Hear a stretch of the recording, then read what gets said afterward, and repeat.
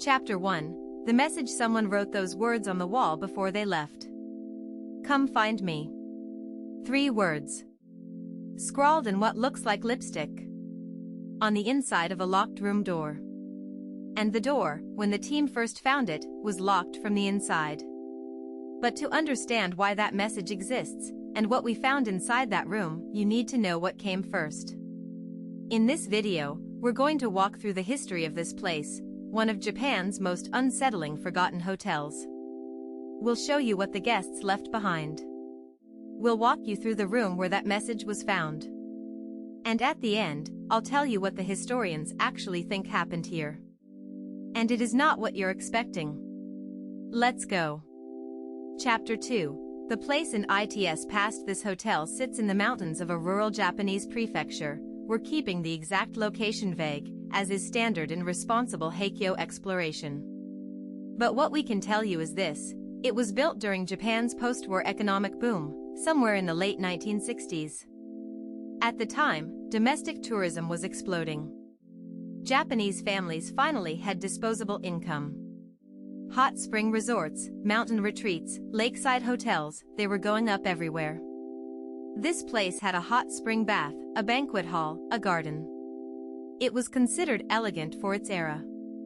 For nearly 3 decades, it operated. Weddings, company retreats, holiday packages for salarymen escaping Tokyo for the weekend. Then the bubble burst. Japan's economic bubble collapsed in the early 1990s. And hotels like this one, slightly too far from major transit lines, slightly too old to compete with newer resorts, they didn't survive. This one closed sometime in the mid-90s. The owners walked away. And the mountains slowly started taking it back. For roughly 30 years, it sat empty. And what they found inside, years of slow decay preserving a snapshot of a moment, is strange in the way only abandoned places can be strange. Objects just left. Mid-use. Midlife. And somewhere on the second floor, there is a room. With a locked door. And 3 words written on the inside. We'll get there. But first, what they found on the ground floor is even stranger. Chapter 3. What the guests left behind. When explorers first documented this location, the lower floors were remarkably intact. The entrance still had its shoe lockers.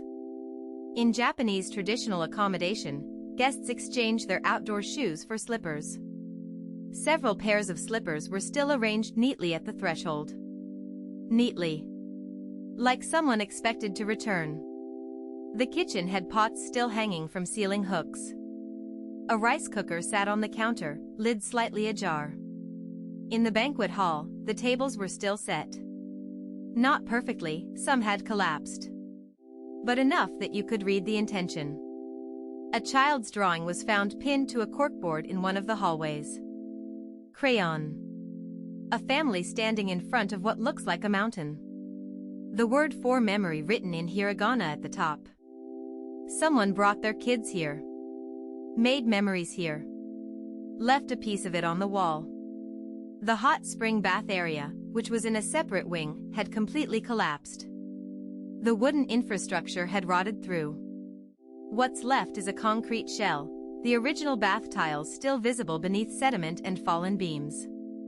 But on the second floor, where the private guest rooms were, the atmosphere shifts.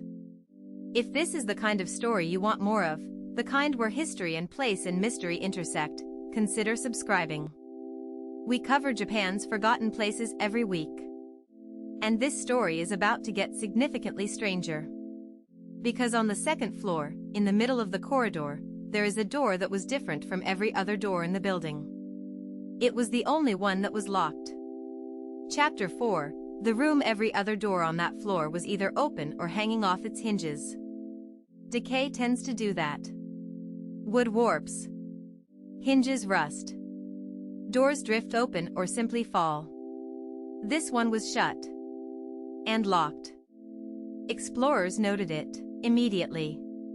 In Haikyo documentation, anomalies matter. When everything else has given way to entropy and this one thing hasn't, that's a detail worth investigating. The door was eventually opened, carefully, non-destructively, through a gap in the adjacent wall where a panel had rotted away. And what was inside was, in terms of physical objects, fairly ordinary. A tatami room. A low table. A television set from the 90s, screen brown with dust. A small dresser with its drawers slightly open. On the dresser, a hairbrush. A small bottle, perfume or toner, impossible to read the label now. A folded cloth.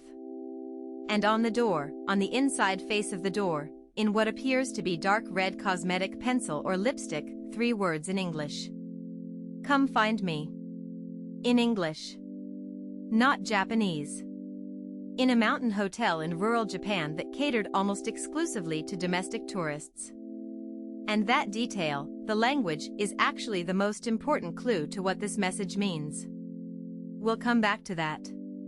Because before we explain the message, there's one more thing to show you in that room. Under the collapsed section of tatami, explore woman, probably in her 40s or 50s now, who once wrote 3 words on the inside of a hotel room door. And had no idea that 30 years later, someone would be standing in the dark, reading them. That is what abandoned places are, at their core. They are letters that weren't meant to be sent. Found anyway. Chapter 7, Conclusion. And next, if you've made it this far, thank you. These stories take time to research and tell responsibly. If you want to see more exploration of Japan's forgotten places, the subscribe button is right there, and it helps more than you might think. Before you go, a note on responsible exploration. Haikyo documentation, when done ethically, means no trespassing on actively patrolled sites, no removal of objects, no identifying specific locations when doing so would invite damage or vandalism. These places exist as historical records. Treating them that way means they stay intact a little longer. The message on the door is still there. The slippers are still arranged in their row. The tin is still on the floor. For now. In the next video, we go inside a place that shut its doors in 1983 and never reopened them. An amusement park. Rides still in place. Tickets still in the booth. And in the lost and found, something that still, to this day, no one has explained. We'll see you there.